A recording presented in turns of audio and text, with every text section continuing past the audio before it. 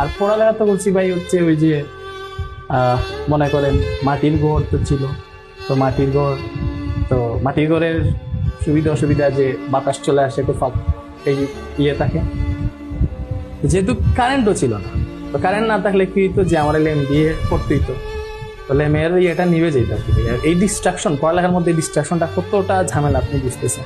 তো বারবার যদি কারেন্ট চলে যায় তাহলে দেখুন আপনার পড়ালেখার মুডই চলে গেছে।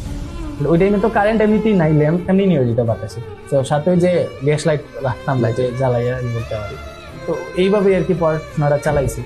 স্ট্রাগল করছি পড়ালেখা চালাইতে গিয়ে। যে আমার নিজের স্কুলের ওই যে 7, 8, 9 এই টাইমটাতে যে আমার স্কুলের বেতন দিতে গিয়ে আমারই টিউশনি পড়ানো লাগতেছে, আমি পড়াইতেছি। আর আমার আব্বার এইখানে সবচেয়ে বড় অবদান যেটা, যেহেতু ফ্যামিলি চলতেছেন 8 জনের একজন ফ্যামিলি, উনি যদি চাইতেন, উনি চাইলে আমার কিন্তু যে কোনো একটা জবে ডুবে দিতে পারতেন, তাও মাসে 5,000 টাকা বলতেন।